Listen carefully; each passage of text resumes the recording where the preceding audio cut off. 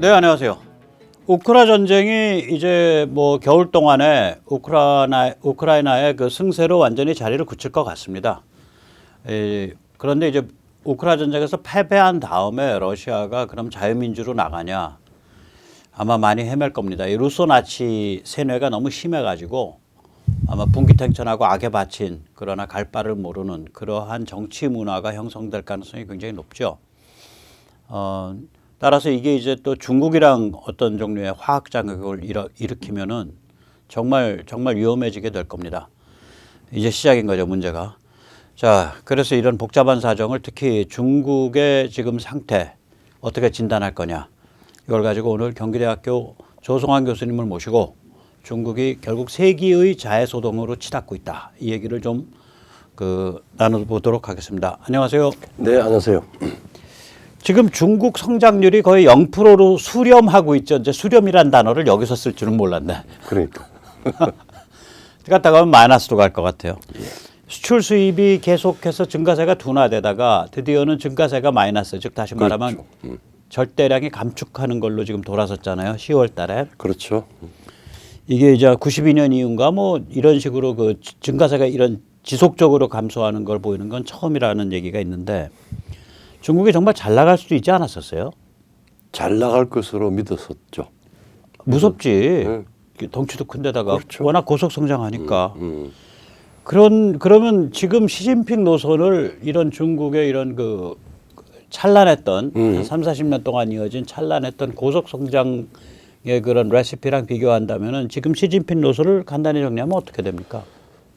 뭐 믿거나 말거나 거꾸로 가는 중국이고 그 네. 내용은 민간 기업이나 민간의 중요한 그 지도력을 견제하고 줄이는 거고 그 다음에 당이 이 엔진이 돼서 국가의 경제 역할을 훨씬 더 증대시키고 네. 강제적으로 부자의 돈을 뺏어서 재산을 뺏어서 나누어주는 소위 말하는 공동부유 정책을 펼칠 겁니다.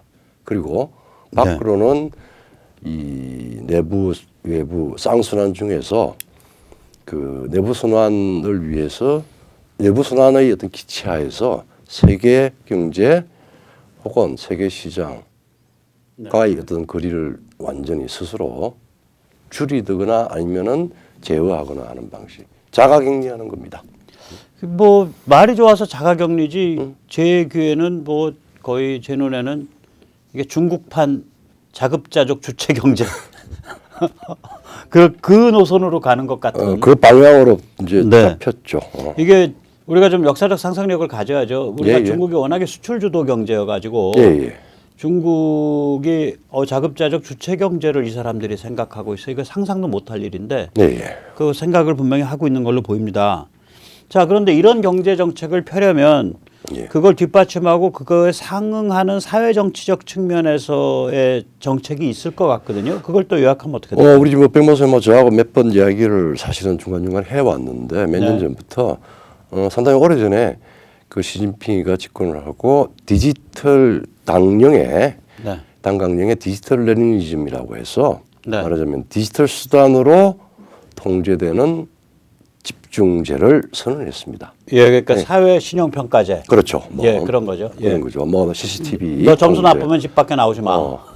최근에는 이제 뭐 시진핑 사상 그 학습 모태생상사 만세 하듯이 그 앱을 깔아가지고 그걸 다 저기 시간 통제하고 다 하는 거 아닙니까? 네. 결국 이건 첨단 디지털 기술로 동물 농장을 만드는 패턴입니다. 그렇죠. 예, 그렇게 되면 이제 한편으로는 자기로 의도적으로 이 말하자면은 생각을 극심하게 일원화시켜서 세뇌를 시키고 또 다른 한편으로는 사람들이 거기에 대해서 다양한 이 반응이나 반발을 보이는 걸 극단적으로 통제하는 방식이에요. 그렇게 되겠죠? 이제 이렇게 이걸 이제 객관적으로 뭐 다른 거 세세한 이 예를 들 필요도 없이 아마 중국이 가장 특이한 예외 국가입니다. 대개의 모든 국가는 국방비가 차지하는 비용이 현재 사회 복지 비용에 그 상응할 만큼 큰데 중국은 공안 통치를 위해서 즉 자국 국민을 자국 인민을 통제하기 위해서 시스템을 이론적으로 독재적으로 운영하기 위한 공안 예산이 예. 지금 국방 예산이 한 2천억 달러에 약간 못 미치거든요. 네네. 뭐 그것도 뭐 여러 가지 이제 통계적인 조작이 있을 수가 있는데 네네. 이 공안 예산은 이걸 훨씬 상회합니다. 그러니까 내부 통제를 위한 예산이 국방 예산보다. 국방 예산보다 더 많다라고 하는 이야기는 밖으로 막 팽창을 하는 것 같은데 사실은 굉장히 네. 일차적으로 중국이 예를 쓰는 거는 저 당과 군이 이 말하자면 헤제모니를 네. 확보하기 통제하기 위한 그 자원들을 전부 거기다 쏟는 거죠. 네, 이제 전문가들의 말에 의하면 시진핑 최대의 화두 중에 하나가 예. 왜 소련이 붕괴했는가. 예. 그래서 시진핑이 거기에서 내린 결론은 이거는 이념과 세뇌가 부족한 거다. 그러니까 이념이 부족한 거다. 예. 이데올로기가 문화 전쟁에서 패한 거다. 이렇게 결론을 내리고 있대요. 예. 그 문건에 그렇게 나온다. 그냥 중국말로 써 있는 자기들끼리 돌려보는 문건에. 그래서 처음부터 결국은 소련이 예. 망했을 때 네, 특히 리펑 총리 때입니다. 네네, 천안문 직후에 그 결론이 이 천안문을 이제 이 무력 진압을 했던 이유 중에 하나가 소련 동구가 쓰던 데서라고 갑자기 망해버린 이유 중에 하나는 이념과 사상을 통제를 방만하게 했기 때문에 서양의 말하자면은 시장과 교육을 통해서 부르주아 사상이 들어왔다라고 해서 네. 그때부터 강조되고 시진핑에 와서는 그리고 훨씬 더 강화된 거죠. 그렇죠. 그래서 이게 이제 세뇌와 통제에 사용하는 비용이 이제 천문학적인 거죠. 천문학적이죠. 국방비를 넘어서 가지고. 자, 그러면 이제 우리가 이제 볼 수 있는 건 뭐냐면 경제는 자급자족으로 해서 주체 사상 방향으로 나가고 있고, 네네. 사회 정치는 디지털 동물농장의 세뇌 통제로 나가고 있고, 예. 그렇다면 세계 무대를 향한 군사 지정학 정책은 어떻게 됩니까? 뭐 소위 말하는 1대1로가 구체적으로 풀어서 이야기하면은 네네. 대륙으로는 북서 쪽으로의 대륙은 돈으로 포섭을 해서 중앙아시아, 서남아시아, 유럽까지 쫙 뻗어나가는 완벨트를 만드는 거고 네. 바다는 사실은 뭐 에너지다 뭐 여러 가지 이야기 있는데 깡통 전함을 만들어서 위용을 과시하고 막 찍어내고 그다음에 이제 그거는 사실은 미국의 제해권을 사실은 밀어내고 돌파한다는 겁니다.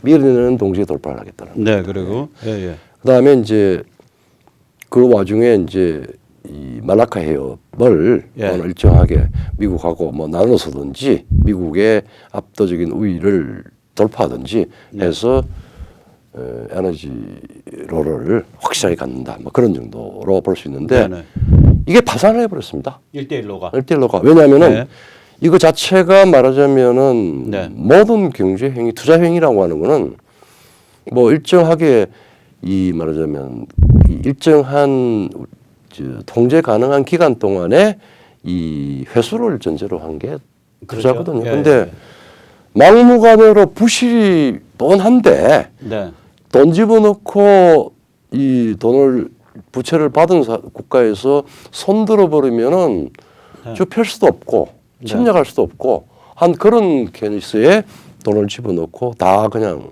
없어져 버렸어요. 중앙아시아는? 중앙아시아도 마찬가지죠.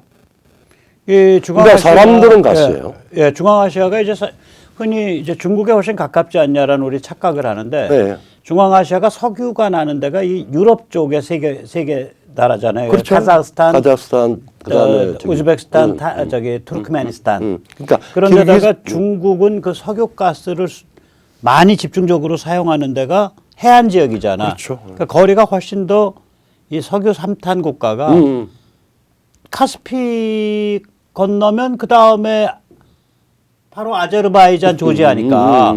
그러니까 유럽 카스피만 건너게 되면 유럽 관문인데 이제 그 동안에 이제 러시아가 카스피 해저 그 관로를 이제 못 놓게 막아왔는데 앞으로 이제 막을 힘이 없겠지.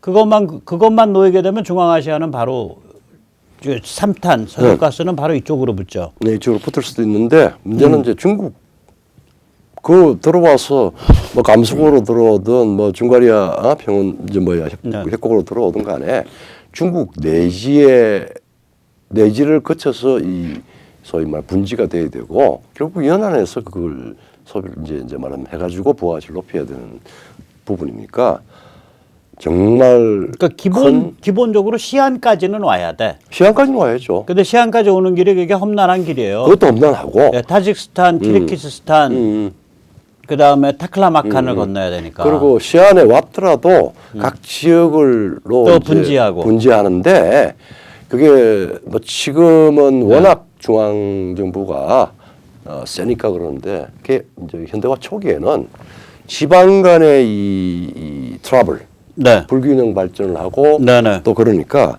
제일 큰 갈등이 에너지 운송, 에너지 가격, 에너지 배달 체계에서의 그 몫을 어떻게 갈릴 거냐. 일종의 그 갈등이었어요. 네네, 그렇겠죠. 프릭션이, 예. 마찰이 굉장히 많았습니다. 네.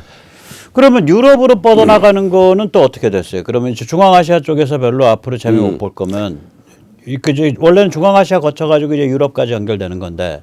제일 끝에 지금 중간에 그 거점이 노드가 되는 네트워크 중에서 이 센터가 되는 쪽이 지금 현실상 다 무너졌고 새로이 가장 강력한 새 말하자면 엔타이 차이나 노드가 하나 생겼죠. 폴란드입니다. 폴란드가 원래는 1대1로의 핵심 북방. 노드였었어요. 그러니까 그런데 노드의 그게 핵심 노드였죠. 엔타이 차이나 반중국으로 돌아버렸지. 그렇죠. 이런 정도가 아니라 네. 이제 중국, 러시아를 동시에 네. 이 말은 차단시키는 이론이 아니라 전쟁 관계에 있었죠. 그러니까 육지 쪽, 그러니까 일대는 다 그렇게 해서 끝나버렸고 일로 그러니까 벨트, 이제 해양 쪽을 보면 로드죠, 로드. 예. 로드가 이제 길이 그게 해양길인데. 그 제일 처음에 이제 필리핀. 예, 그런데 이제 그 캄보디아에 해군 기지 만든다고 돈 처발랐지 않나? 그렇죠. 원래 이제 필리핀의 그 소위 말 스프레트리 군도에 남서군도에 이제 영토 침범을 했죠. 예. 그다음에 거기다 시멘트 부어넣지. 시멘트 부어 넣고 저 필리핀 전기에 돈 좀 많이 뿌렸을 거고. 그다음에 스리랑카는 이건 완전히 그냥 와장창 동비를 주고 항구를 빼앗았는데 지금 이 상황에서 스리랑카 항구가 중국에 어떤 의미가 있느냐? 그렇다고 해서 뿐만 아니라 그 항구 내주고 친중행각하던 자가 실각했죠. 실각이 아니에요. 비행기 타고 도망갔어. 군중이 그 대통령 궁으로 쳐들어가 갖고 그렇죠. 스리랑카는 그냥 당연히 반중 친인도야. 그리고 이제 또 캄보디아 이제 프놈펜 그 밑에 보면 거기도 사실은 굉장히 중요한 거점인데 지정학적으로. 네, 거기 항구 만들때 항구 만든다고 엄청 깜짝거리고 그랬는데 이제 캄보디아는 돈은 받고 싶고, 근데 또 세상은 표변하고 있고. 원래 며칠 전이죠. 얼마 전에 저기 아세안 회의를 이제 프놈펜에서 열게 되고, 그다음에 G20까지 같이 하고 이제. 네, G20는 이제 인도네시아 말리로 옮겨서 했고, 예. 자, 그 이야기는 뭐냐면 지금 캄보디아가 미국의 눈치를 슬슬 보고 그 다음에 아세안 회의 때 중요한 결정이 하나 났습니다. 뭐냐면은 미국은 우리도 마찬가지고 일본까지도 미국이 아시아 국가 전체에 대해서 전략적 협력 동반자 관계로서 설정을 했습니다. 그 이야기는 아세안 10개국이 중국의 디카플링의 새로운 뉴 말하자면은 팩토리 필드로 새로운 공장지로서 같이 참여하겠다는 것이거든요. 요새도 그런지 모르는데 캄보디아가 한 10여 년 전만 해도 그냥 달러를 그냥 시중에서 쓸 수 있고 캄보디아 화폐가 달러랑 패깅이 돼 있었어요. 그러다 중국이 확 들어오니까 요새는 요새도 근데 그건 그럴 걸. 그거는 같이 써요. 예, 그러면 그 얘기는 무슨 얘기냐면 중국이 아무리 침탈을 해도 전혀 꿈쩍하지 않는 밑바닥이 있다는 소리가 돼요. 그게 아마 그게 그래서 중국의 캄보디아가 뭐 침략한 나라처럼 보여도 그렇게 쉽게 일방적으로 주워 먹기가 만만치 않을 거예요. 여기 보십시오. 그게 우리가 저기 인도 차이나 반도 쪽에 몇몇 국가들이 있는데 굉장히 그 만만한 지역이 아닙니다. 그리고 이제 이렇게 미국 국가 전략적 협력 동반자 관계가 설정이 되면은 아세안 국가하고 이렇게 이제 전략적 협력 동반자 관계가 되면은 이게 경제뿐만 아니라 안보 관계, 경제와 안보와 같이 말하자면은 그 서로 간의 그 협력이 굉장히 확대가 된다는 거고, 그 다음에 이제 메인 게임은 중국을 중심으로 일어나는데 이 부분과 관련해서 한미일 그 회담도 그 프놈펜에서 가졌습니다. 근데 급속히 성장하는 어떤 징표가 될 것 같은데 어떻게 생각이 되죠? 뭐 아시아의 축은 한미일이죠. 예. 한미일인데 이게 이제 한일 양자 관계가 좀 문제가 있는 거예요. 이게 이제 이게 급속하게 발전시키는 게 쉽지가 않을 겁니다. 이게 왜 그러냐면은 우리 사회 안에 이 반일 종족주의가 너무 기승을 부리고 있고, 그 다음에 이 반일파리가 굉장히 그 기본이 상식이 돼 있는 문화여가지고, 그렇죠. 이 한일 관계를 이렇게 발전시키기가 어려운데, 그 우리의 문제뿐만 아니라 일본 쪽에도 문제가 있어요. 그런 문제가 있죠. 예. 저는 은근히 반일이야.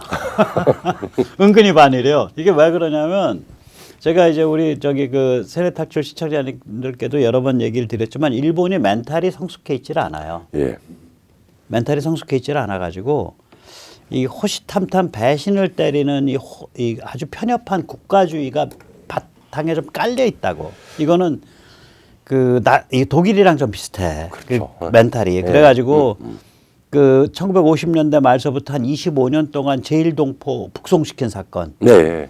그 다음에 1978년 사건일 텐데 그 대한해협, 그 다음에 저희 혼슈랑 그 저기 어디야 그 저기 홋카이도 사이 해협, 또 홋카이도와 저기 어디지 저기 사할린 사이의 해협, 예. 그 다음에 저 아래 그 큐슈 아래의 해협, 이런 예. 주요한 해협들을 전부 그 영해를 일부러 축소해서 3해리, 그러니까 예. 한 5km 정도로 축소해 가지고 이 중국 배하고 러시아 배. 소련 배, 지금은 러시아 배가 마음대로 드나들 수 있도록 하는 무장 해제를 했다고. 그렇죠. 이거는 이제 완전 미국 뭐 먹어라 한 거예요. 그러니까 이제 일본이 가지고 있는 그 어쩔 수 없는 이중성. 예, 그런 게 있다고. 그러니까 존재하죠. 이게 제가 요새 이제 이걸 깊게 들여다보면서 드는 생각이 우리 사회의 저변에 깔려 있는, 나는 반일은 반대하는데 일본에 대한 경계심 그거 자체는 맞다. 맞습니다. 감정적 반일은 반대하는데 그래서 일본이 이제 이렇게 관점이 협소하다 보니까 일본이 한일 관계를 퉁퉁 못 치고 나가지. 그렇죠. 관점이 이게 일본이 관점이 굉장히 협소한 거예요. 이거 사실은. 그렇죠. 왜 그러냐면 우리 그 방산할 때 예. 처음에 우리 기술 못 구해서 개고생했잖아. 그때 일본 애들은 기술이 있었다고. 2차 세계대 때 전쟁한 애들인데 우리가 그때 찾는 기술이라는 게 기껏해야 저기 대포 포신 깎고 뭐 총열 깎고 하는 그 기술 못 구해서 동동 발 굴렀었잖아. 우리 그렇죠. 처음에는 70년대 80년대에는 그때 일본이 그런 거를 옆구리로 툭툭 질러줬어야 돼. 그렇죠.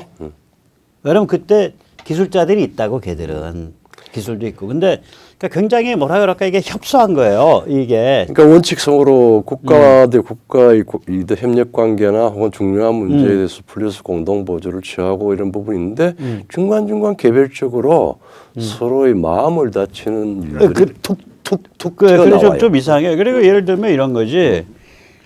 그게 상징적이지만 저기 뭐 총리가 말이야. 예. 저기 뭐야 우리 윤 대통령 만나가지고 우리 요새 한국 방산 잘 뜬다는데 우리 그 해안포 방어용으로 우리 K9 한 100대 사고 또 이 그 섬과 섬 연결하는 그 굉장히 초고속정 한국에 이번에 그 날쌘돌이 그 차세대 초고속정 그 110km 달리는 거 만들었다 그러는데 예. 그거 우리 한 100척 사겠습니다. 그러면 그런 걸로 마음을 퍽 풀어주는 거거든. 그러니까 몇 푼이나 드냐고. 일본 사람들이 그런 걸 못해. 그런 통큰 다대마이를 못해. 통큰도 아니에요. 아니다. 통큰이 아니고. 일본의 경제 규모로 보면 그러니까. 날쌘돌이 100척이라 그래. 거기 걔들은 천지사방의 섬이니까. 아니 근데 그게 이제 군사 영역이고 이러니까 사실은 아니면 아니거든요. 날쌘돌이 근데 너무 작다 그러면 검독수리 한 10척 삭게요 우리. 그렇지 뭐 그런 식으로 해서 그러니까 그다음에 상징이나 이런 것들을 못 그 만들어내요. 그 저기 그 배에서 이렇게 근접해 오는 그 상대방 조그만 배 쏘는 그 우리 잘 만든 뭐 미사일 있어요. 그 비공인가 뭔가. 그 되게 자랑스러워하거든 우리 저기 밀덕들은. 네. 그 비공 잘 만들었다는데 그 미국도 포기한 거 만들었다는데 우리 그 비공 다 풀세트로 갖춘 검독소리 여척 샀게요. 예. 그러면서 팍 풀어야 되네. 나 참. 그 일본은 그런 측면에서 자기들의 어떤 교만함과 자기들의 그 또 열등감이 이 교직을 하면서 그게 참 이렇게 스무스하게 한국 사람들의 기질은 보면은 말 한마디에 천냥빚을 갚는 그런 요소가 있어요.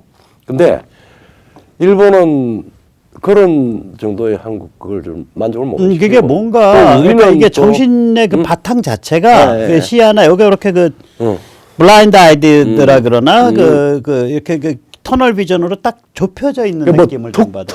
그래서 터는 일을 못 해요. 좀 우리가 경계심을 좀 가질 수밖에 없는데 그러니까, 이거를 지금 당장 한일 관계는 어느 정도까지 그냥 전향까지는 회복을 시켜야 돼요. 지금처럼 뭐 그러면 안 돼. 근데 그거보다 더 나가기는 아마 곤란할 거다. 네, 그래서 그렇죠. 이거 한미일 삼각으로 나가야 돼요. 그렇지 나가야 돼요. 중간에서 상자 미국을 끼어들이면 돼. 네. 강자의 미국이 끼어들이면 돼. 그래서 그렇게 생각을 합니다. 지난번에 지소미아 때 난리를 치다가 6시간 전에 땡겼다. 글쎄 말이에요. 그렇죠. 자, 이제 이제 일본도 그렇고 독일 이야기도 아까 이제 잠깐 했는데 이번에 숄츠가 저 우크라 전쟁 와중에 지금 난리인데 독일 때문에 그 문제가 상당한 간접적 책임도 있는 독일이 생뚱맞게 또 이제 시진핑 밑에 가가지고 아련을 하러 조공회의를 하러 갔습니다. 그랬죠. 그거 왜 그랬죠? 뭐 이거보다도 그 답을 포함하는 좀 더 이렇게 넓은 관점에서 보면은 이거 가만히 우리 생각을 해보세요. 우리 중국이 왜 현대자동차는 죽였는데 BMW하고 폭스바겐은 왜 키워줬지? 그렇죠. 그 다음에 중국이 한국의 화학회사는 키워준 게 별로 없는데 중국 안에서 생산을 대대적으로 하게끔 BASF 독일의 바스프는 굉장히 키워줬단 말이에요. 예. 중국이 어떤 중공업 쪽 그러니까 두산중공업이라든지 이런 거는 많이 죽였는데 지멘스는 왜 키워줬을까? 이제 이런 문제들이거든요. 그러면은 이 중국이 한국을 평가하는 거하고 독일을 평가하는 게 다른 거예요. 다를 수 있죠. 한국은 쟤들은 미국과의 혈맹이야. 어차피. 그래서 여차하면 우리랑 적이야. 독일은 쟤들은 지금 마음속에 미국을 배신하고 싶어 해서 안달이 애들이야. 이렇게 보는 거야, 독일을. 그렇죠. 중국이. 정확히 맞네. 그러니까 독일의 멘탈이 이게 미국 물먹이기가 있는 거 아니에요. 우리 저기 노트스트림이나 이런 러시아 가스 의존한 거 보면은 이거 다들 말렸었거든. 노트스트림 할 때 나토 안에서 다 말렸었어요. 그렇죠. 2015년도 그랬고 2차도 그렇고 2차 라인도 그렇고. 네. 그런데 이 모두들 말리는데 부득부득 러시아 가스 끌어들였잖아. 그렇죠. 예.